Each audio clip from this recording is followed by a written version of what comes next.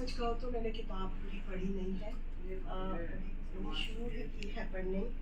अम, लेकिन डॉक्टर सुरेश से जो भी बातचीत रही है इस किताब के बारे में, उससे मुझे इतना तो समझ आता है कि उन्होंने बहुत ही मन से और अनथक यत्न से, मेहनत से ये किताब लिखी है। अम, जो भी उन्होंने हमें बताया इसके बारे में, मणिमहेश का नाम कैसे पड़ा, उसके साथ जो इतिहास जुड़ा हुआ है, पुरुरवा के बारे में, उस पूरी यात्रा के बारे में जो उन्होंने लिखा है और तथ्य सहित लिखा है।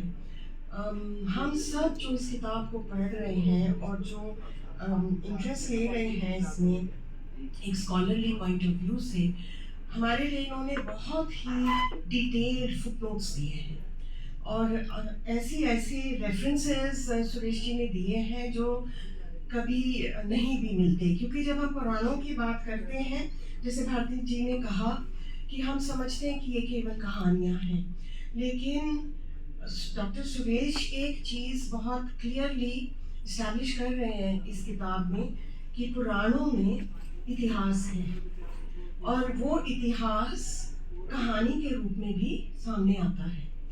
So if we look at it from the point of view of oral literature, which was then written later at a later age, oral literature was always packed in poetry and in stories so that people would remember.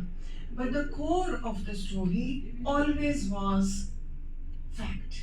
It was always based on what was happening. It was always based on a recording or an oral recording of what had taken place, which contemporaries could also be witnessed. So it was not just imagination. And Dr. Suresh has, I think he's a phenomenal scholar, a scholar who has worked for decades and decades without ever hurrying to 30, 40 years of hard work that he has brought out the book. हम ऐसी सदी में रहते हैं जहाँ पे 2 दिन में किताबें लिख देते हैं लोग, 2 हफ्ते में लिख देते हैं लोग। And to think that Suresh ji ने, और इनके पास इतना ज्ञान था और इतना भंडार था कि मुझे इनके प्रति बहुत आदर भाव है कि इन्होंने कितना उसको पाला है, उस ज्ञान को कितना इन्होंने आत्मसात किया है, कितना इन्होंने क्रॉस चेक किया, कितना इन्होंने उस चीज को पेट में रखा, दिमाग में रखा, उस पर साधना की और सिद्धि पाई।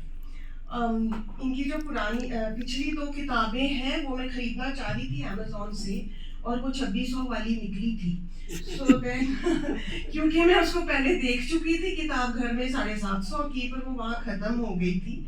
सो I thought very good, Suresh ji की किताब इतनी फेमस हो गई, इतनी पॉपुलर हो गई कि इसका जरूर कोई दूसरा एडिशन निकला है विद एन इंक्रीज्ड प्राइस। ये नहीं पता कि ये ठगों के हाथ पहुंच गई है किताब। पैसों के ठग होते हैं, ज्ञान के भी ठग होते हैं। जो सुरेश जी ने लिखा है इस पे भी बहुत सारी ठगी होगी, बहुत से लोग चोरी करेंगे जो इन्होंने लिखा है, लेकिन जो इन्होंने लिखा है और जिस प्रामाणिकता से लिखा है वो हम सब के लिए मणियों से कम नहीं है। वो जो प्रेशियस स्टोन्स की बात कर रहे हैं, he has given us precious knowledge, and I think this book, even though it is limited to Manimahesh and it is limited to the rivers, and what a beautiful description of river Ravi, and also Punjab, जो कि usually जब हम हिमालय की बात करते हैं कांगड़ा से आगे हम जाते नहीं हैं, इन्होंने पठानकोट से आगे पंजाब को इस कहानी से जोड़ा है। अक्सर हम सिर्फ जब हम हिमवान की बात करते हैं, हिमालय की बात करते हैं, हिल्स की बात करते हैं, पर उन्होंने प्लेन्स से इस पूरे एरिया को जोड़ा है। तो हम जो जालंधर प्रदेश से ऊपर को आ रहे हैं एंशिएंट ज्योग्राफी में, we are seeing a very deep connect between the plains and the foothill of the Himalayas and then moving up to the heights of the Himalayas। और वो कोविड में हमें पता चला कि जालंधर से हमें पहाड़ दिख रहे हैं, बर्फ के पहाड़ दिख रहे हैं। तो एंशिएंट टाइम्स में आई एम श्योर उनको सामने ही दिखते ही होंगे उस समय, क्योंकि ट्रैफिक पॉल्यूशन कुछ भी नहीं था, तो नीचे से दिखते ही होंगे। और जो तीर्थयात्री जाते होंगे उनके मन में कितनी उमंग होती होगी। मैं भरमौर गई हूँ और मैंने कोशिश की थी मणि महेश जाने की, पर मेरी टांगें इतनी स्ट्रॉन्ग नहीं थी, so I did not reach there.